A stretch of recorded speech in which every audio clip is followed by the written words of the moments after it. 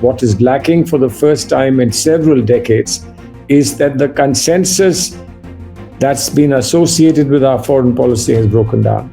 And if the consensus is broken down, then we have to have an alternative.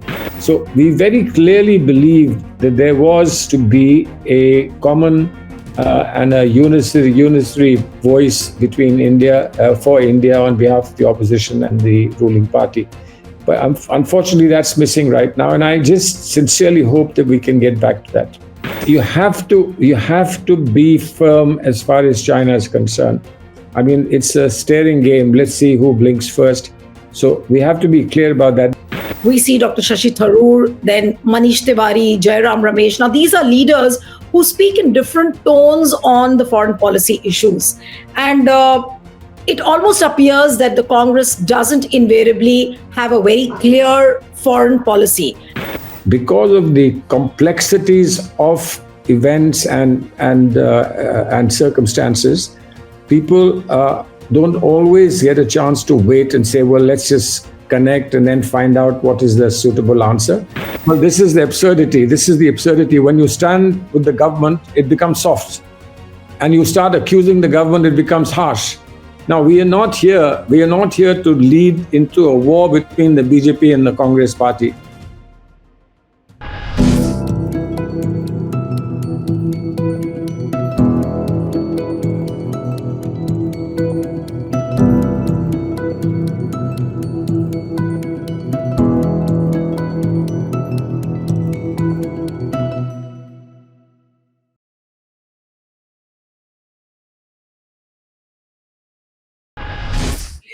Hello and a warm welcome to HW News Network, your one-stop show, truth be told, for some engaging and thought-provoking conversations.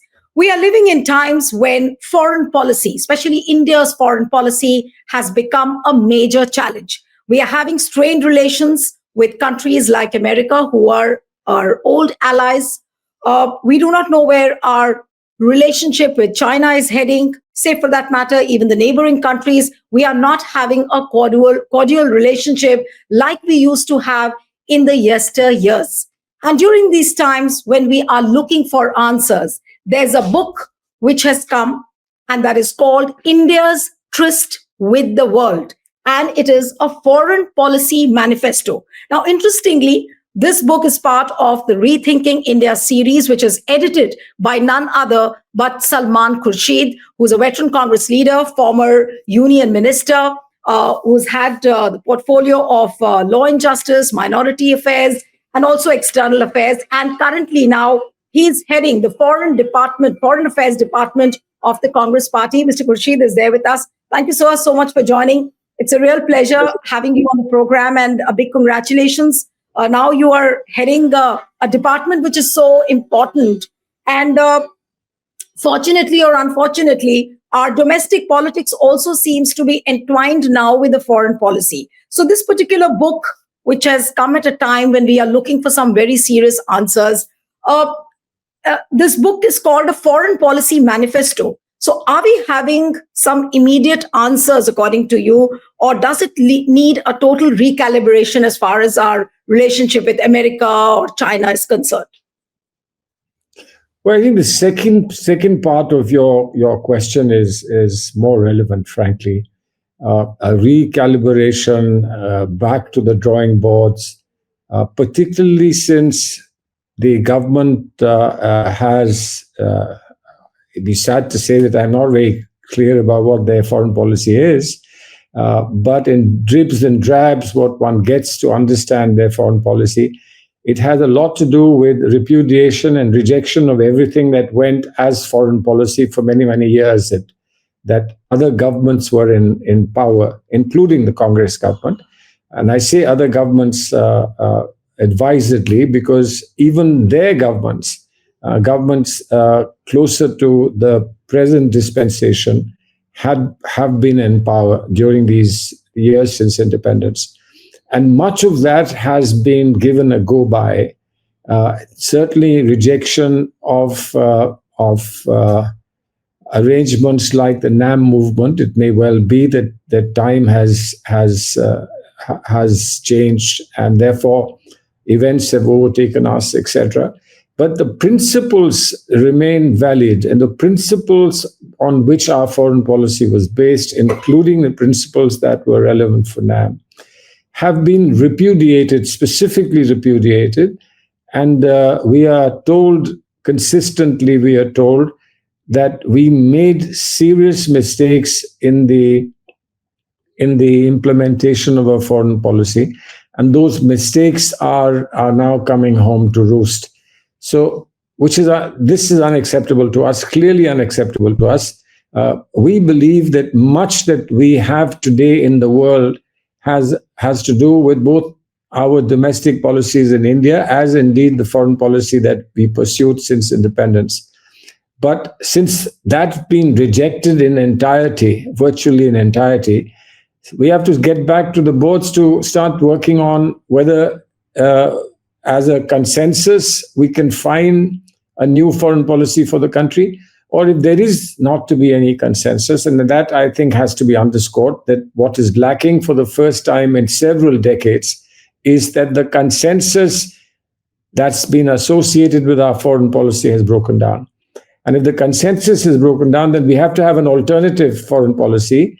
And that's an attempt. This book is an attempt to find that alternative if we are driven to the wall, and that our offer that there should be a consensus is not taken seriously. Right. And just to give a perspective to the viewers, this book is very interesting. It's not a bulky book, about 37 pages, so one can read it carefully and quickly as well. And this book is divided into 3 sections. First is the overview. Second section talks about India in the world, and has essays from various prominent people like Shiv Shankar Menon, then we have Nirupama Rao, Suhasini Haider. And the third section talks about the challenges and the solutions. And there we have essays, of course, by Mr. Salman Khurshid, Shashi Tharoor, and several other prominent leaders who contributed to this book. But what I want to ask you, sir, is, and before we into the discussion, that the major flaw which everybody has been talking about Modi government's foreign policy is that they have intertwined so much of domestic politics into foreign policy that it's increasingly become difficult to disengage from what they have already done. So what is the prescription, and what is the prescription which Congress now can offer? Well, clearly, we've got to get them to understand that domestic policy and foreign policy may have some critical, crucial linkages, particularly as the world grows smaller and the internet and artificial intelligence brings us into a very compact digital village. There will be connecting points, but that can't be our platform, because there are things that need to be done and that must be done in terms of international relations that can depart from and not to depart from the compulsions of domestic politics. Domestic politics is sometimes, for reasons of pragmatism, taking us in one direction. But if we continue to use that direction internationally as well, we will get nowhere. Now, I don't know if they will ever understand this. Sometimes when you fail, trying again and again, and you fail, you may go back to the drawing board and say, yes, we failed. Let's see if we can take any ideas from anyone else.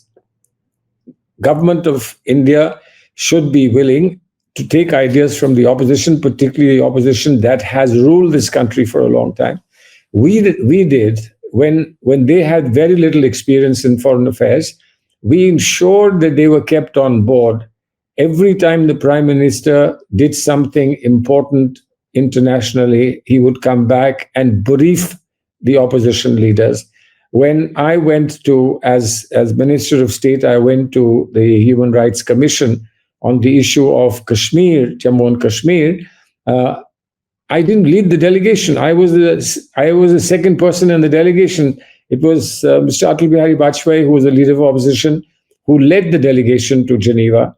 So we very clearly believed that there was to be a common and a unitary voice between India, for India, on behalf of the opposition and the ruling party. But unfortunately, that's missing right now. And I just sincerely hope that we can get back to that. Mr. Khurshid, another point of concern, of course, is that Prime Minister Modi projected himself as one of the best friends of Donald Trump and also President Xi Jinping, and yet both America and as far as China is concerned, somewhere down the line we've hit a hard rock with both the countries. And so, what is the way forward, specifically talking about these two countries? Look at the pressure of the tariffs and the way President Trump keeps humiliating Prime Minister Modi each time, with something or the other. It almost seems that, he's trying to use the domestic politics also as one of the whips. And also with China, we do not know how we are going forward. So specifically with regards to these two countries, what do you think is the way forward? What are the immediate 2-3 things which Prime Minister Modi should do or the Modi government should be doing? Well, I think there are two clearly different approaches for the US and China. As far as China is concerned, we haven't got much available to negotiate with China. We don't have a great deal. And I think it was sensible that over the years, we decided that we should continue people-to-people relations and commercial relations with China and ensure that the front seat was not taken by the differences that we had in perception about the line of actual control. But that distinction seems to have broken down. It's on the quiet again now for a while, but it's broken down. But it's broken down and then return to some level of normalcy. But the level of normalcy has come at a cost to us. I mean, we've lost ground. We've lost the traditional grounds, etc. And then China is saying, let's get back to normal. So I think that you have to be firm as far as China is concerned. I mean, it's a staring game. Let's see who blinks first. So we have to be clear about that. But ultimately, if you want to face China, you've got to strengthen your domestic base. We have to strengthen our domestic base, which means the larger inputs as far as the economy are concerned, and willingness to be able to spend where it will give us a return. China spends a lot of money in our neighborhood and the traditional areas of India's influence. Now, if we are unable to spend money in those areas, and if we are unable to provide benefits to those areas, we will be walked all over by China. So that's as far as China is concerned. There needs to be some very, very, very deep thinking about how we deal with China. How much do we deal militarily? How much do we deal with outreach to countries around the... As far as the present government goes, they haven't been able to draw a line that how much should we go forward with China, because I remember one of the union ministers in the Modi cabinet said that we can't say much because we have a trade relation, an important and a potential trade relation with China. So where do you think can India stop? Can they really draw a line with China? Well, we must be clear that we are not in a trade relationship entirely because we are the only ones who need it. We both need it. If China produces goods, it needs a market for those goods as well. So to assume that we don't have any cards up our sleeve would be wrong. Of course, today there is an unequal trading relationship. Today there is a huge trade deficit against us and to China's benefit, etc. We know that. For a variety of reasons, we haven't encouraged, and presumably we will not be able to encourage Chinese investment in India as there is in neighboring countries and in the Far East, etc. So, as I said, we need to be on the drawing board very seriously. How do we combine the best of economic issues with other issues so that we can find some reply, at least to find something that holds back China's unilateral approach to our relationship. United States is different. In United States, as in other parts of the world, there is an important additional issue which we don't have in China, which is the diaspora issue. Our diaspora is used in a particular way in the United States by the present government. And I think if the present government just got off that hobby horse of its own and decided to look at diaspora in a more pragmatic and objective manner, utilizing diaspora as a common platform, not just for the government of the day, but for all important Indian entities, I would imagine that using the diaspora for democratic pressures in the United States would become very, very important. And then once again, there may be need for making sacrifices. We just can't simply give in to everything the United States does. Now, the United States is feeling a pressure from within as far as grocery prices are concerned, as far as other things are concerned. They're feeling the pressure and they're beginning to act on those pressures. So if you know where you can put pressures, if you know where you have to hold still for a while, if you know where you're going to have to hold your breath for a while and make a sacrifice if need be, you'll be able to deal with them. We are dealing with an unusual president with usually the kind of systems that operate between the United States and America being out of the window for the present.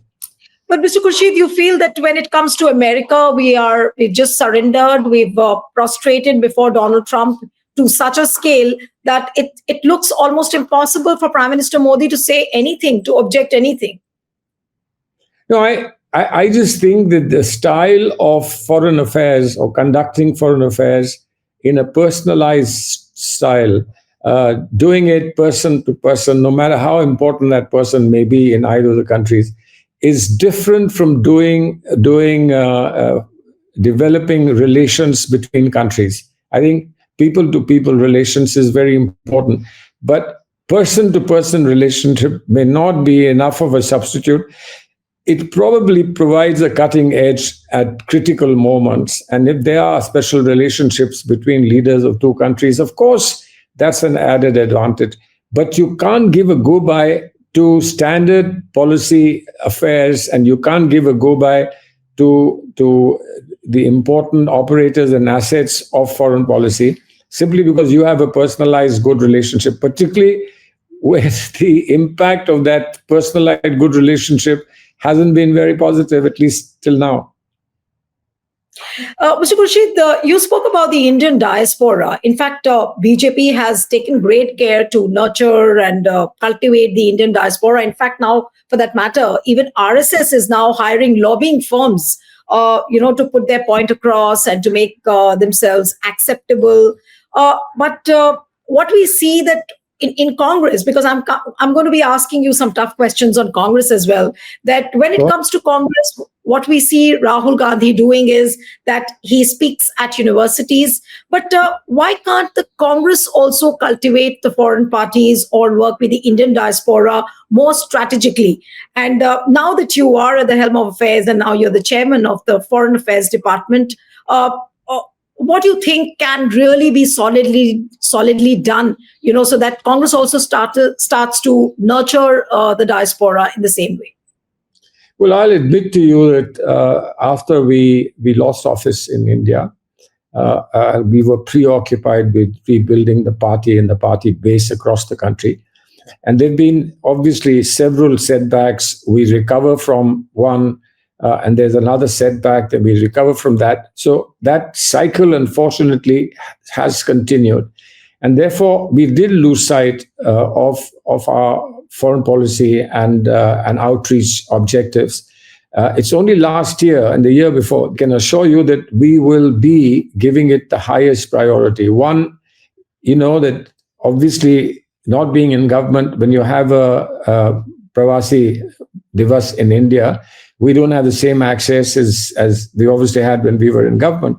So it becomes a kind of a monopoly, one-sided, and now our systems don't allow for leaving some space for the opposition to say, well, they have to rule tomorrow, and therefore they must remain in touch as well. So it's monopolistic, it's completely unipolar, etc. But we are trying to reach out in a major way. We are trying to reach out to diaspora across the globe. And I think over the next 12 months, maybe the next 16, 18 months, you will see a difference. We have opened up channels with political parties across the globe, some of whom are influenced by the diaspora, Indian diaspora as well. Socialist International, for instance, we've revived our links with Socialist International. There is a departure of many people from Socialist International to establish the Progressive Alliance. 120, 130 parties. We invited many of their representatives to Telangana last year for the Bharat Summit. And we had a remarkable outreach success as far as that was concerned. That's going to be kept up over the next few months. And I hope that you will see us more significantly influencing both diaspora and like-minded parties across the globe to provide a platform that will be a significant platform to compete with and combat with platforms that are, from our point of view, right-wing platforms that are anti-liberal platforms. And let's see what we can do to breathe a fresh life into liberal movements. Right. In fact, this Bharat Summit, which you mentioned, even I attended it when it happened at Hyderabad, and it was a great outreach program indeed. But there's also another question which keeps plaguing everyone's mind, is that you remember when Prime Minister Modi was the chief minister, he used to bring businessmen and the foreign leaders for vibrant Gujarat summits. And these summits mostly were milked for the PR purposes, and they were rivaled, as UPA's Pravasi Bharati events. Now, you also have Congress governments in various states. What stops those Congress governments from holding summits like these? Because obviously they will bring in investors, you'll have more business. So as a foreign policy department chairperson, are you also thinking on those lines to propel events like these? Oh, absolutely. The event that we had, the Bharat Summit that we had a special segment that was for investors. And we facilitated investors during that summit as well. But it's not a substitute for similar summits on investment being done by those governments. Karnataka and Telangana governments are both pursuing those summits and that outreach very, very specifically. But we provide some additionality. The important thing about the Bharat Summit is that we don't concentrate on investment alone. We have investments as an additionality, but our concern is to get a conversation going between the people globally and those people in India, including the allies of the Indian National Congress, the India Alliance, to bring all of them together, whether we do this abroad when we visit abroad or we do it here at home. And I think that is beginning to take shape. The first attempt was very, very successful, but we need to pursue it for the next 3 years. We have to keep it going. And then we will take a stock of what more needs to be done.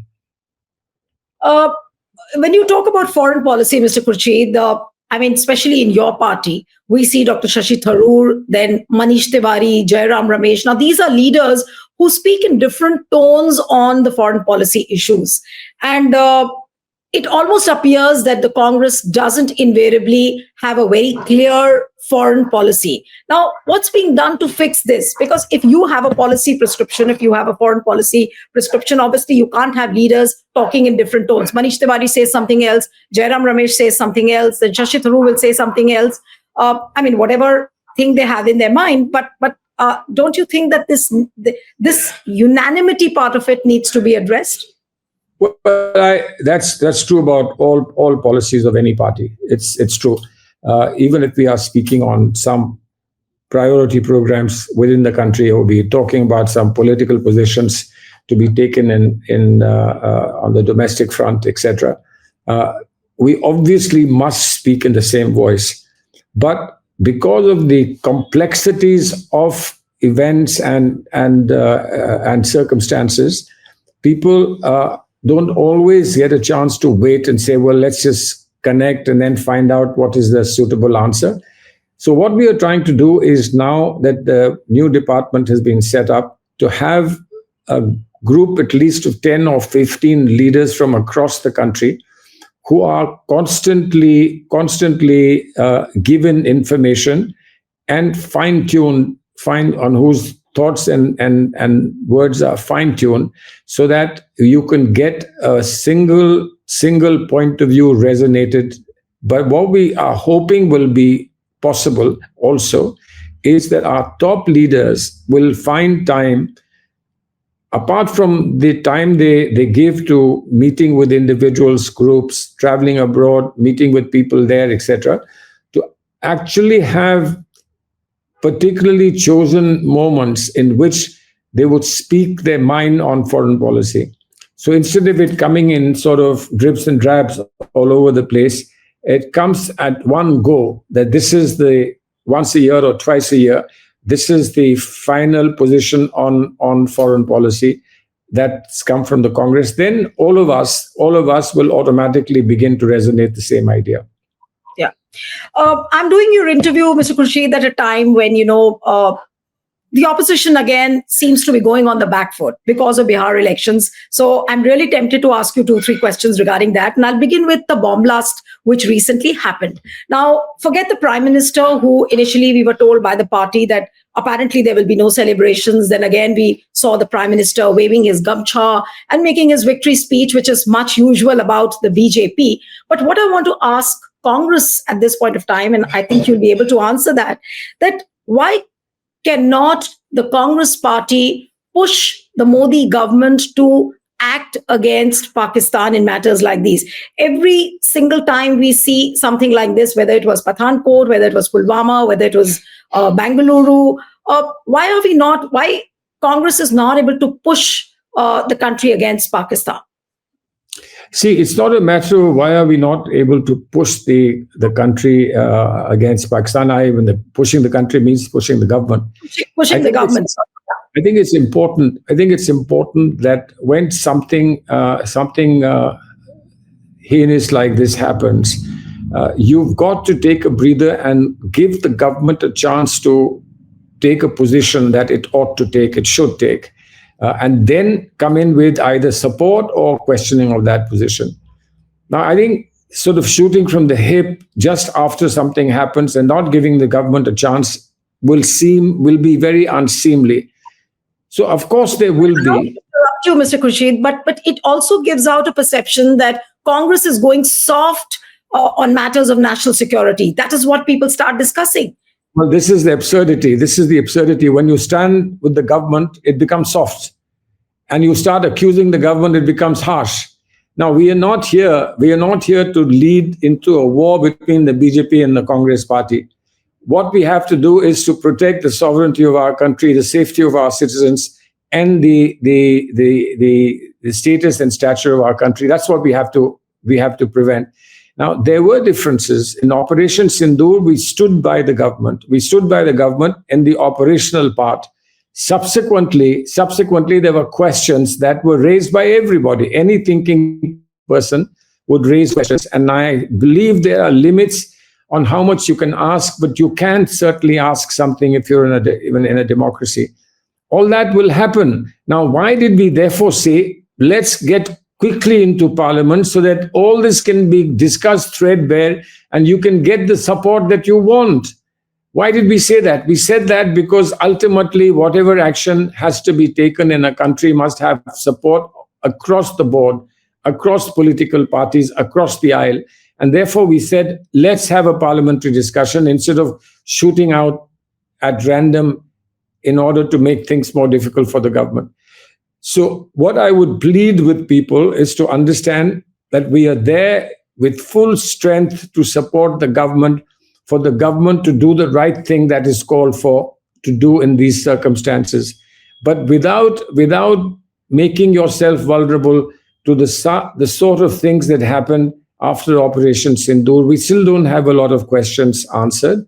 Questions about, did we really complete the operation ourselves, and did we really act to say that we've done whatever we wanted to do?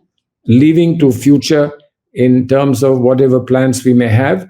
Or did we do this at the behest of somebody else? Because we were constantly being told this was done at behest of somebody else. Now, I think those things, we are owed this by the government. The government owes this to the people and to the opposition to keep us in the loop. The lesser we are in the loop, the more we are likely to put up questions that makes them uncomfortable. So keep us in the loop. And if you can't trust anyone, at least trust the opposition that has done jobs like you today are required to do for many, many years in the past. Please trust the government. Government must trust the opposition. And where is a better place to show your trust than the aisles of Parliament? But Mr. Khurshid, you yourself have been the External Affairs Minister during UPA times. You are talking about a political morality. And you're talking about that era where the political morality existed. Now that morality, that ethicality completely lacks. So to say that, the government should keep us in the loop, the government will not keep us in the loop. It's very visible. It's a recalcitrant government which is not going to listen to the opposition. So what are the answers then, according to you? No matter how many times Donald Trump has said that he mediated during the Operation Sindoor, has Modi government even given the answers once? We have not got the answers. So to expect something which is an impossible task, what is the way forward then? And we are all at our wits' end. Yes, absolutely. I agree. And that's very sad. It's very sad that we have to hear every time we have to hear that somebody says, I stopped the war, etc. The point is, there is a difference between persuasion and mediation. There is a difference between expressing your point of view and interfering with somebody's free choice.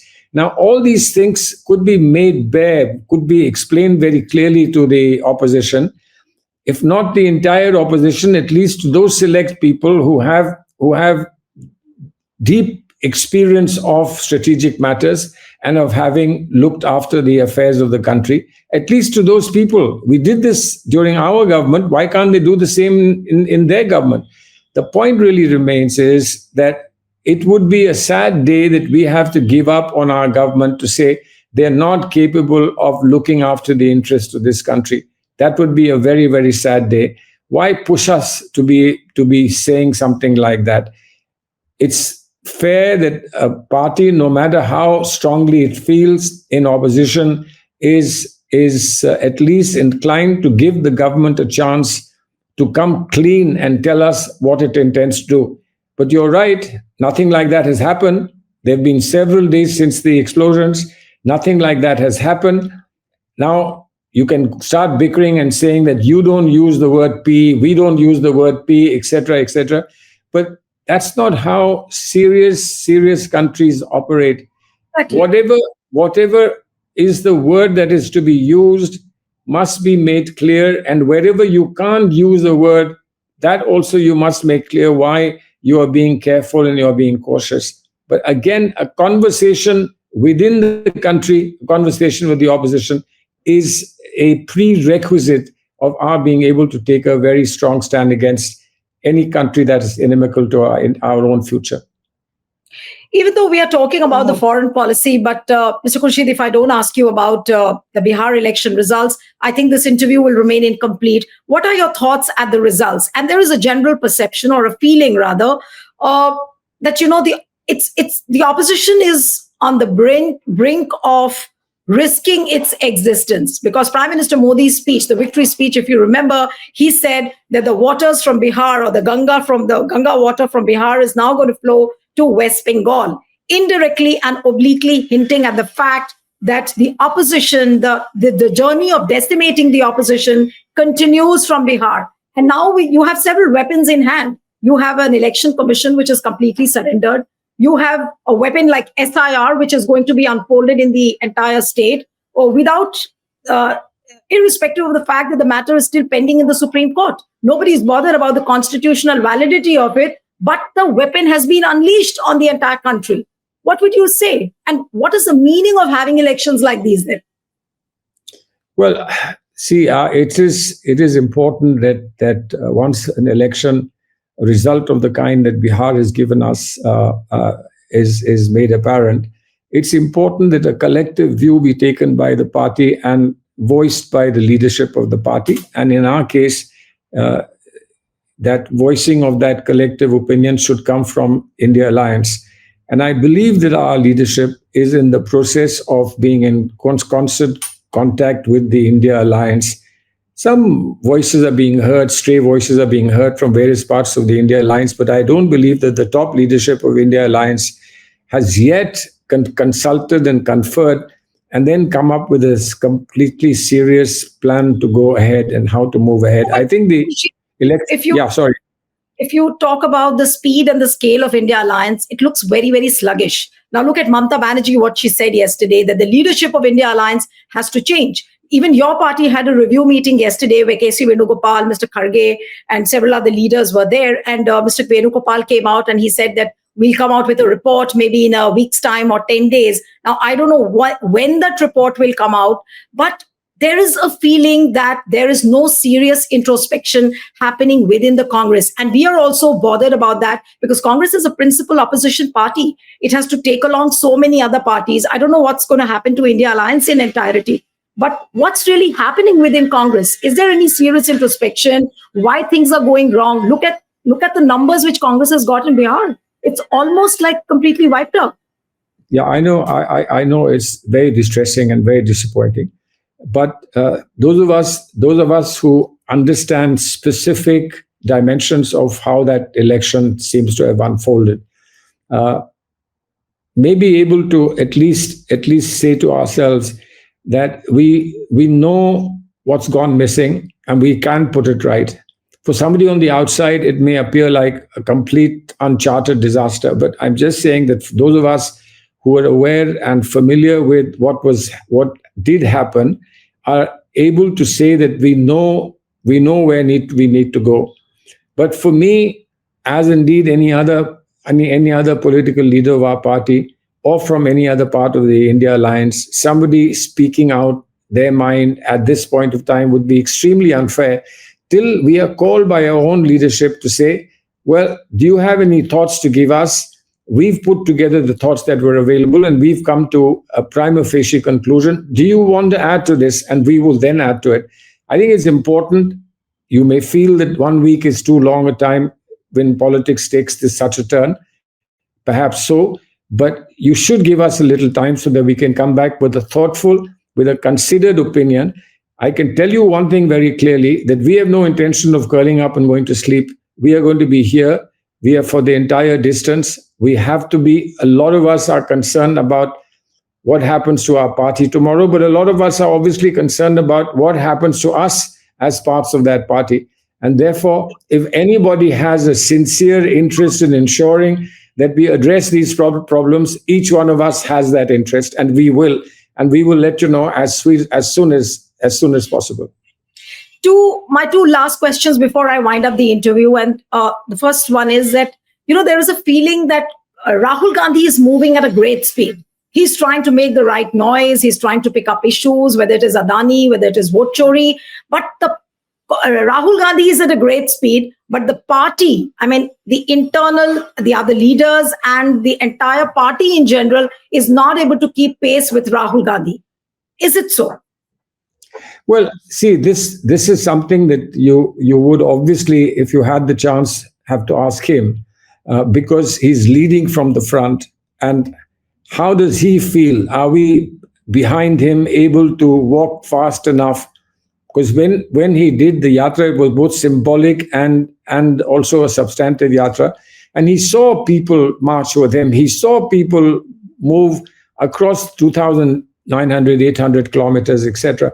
So he made an assessment. He presumably made an assessment of the legacy leaders. He made an assessment of outsiders coming in to join, etc.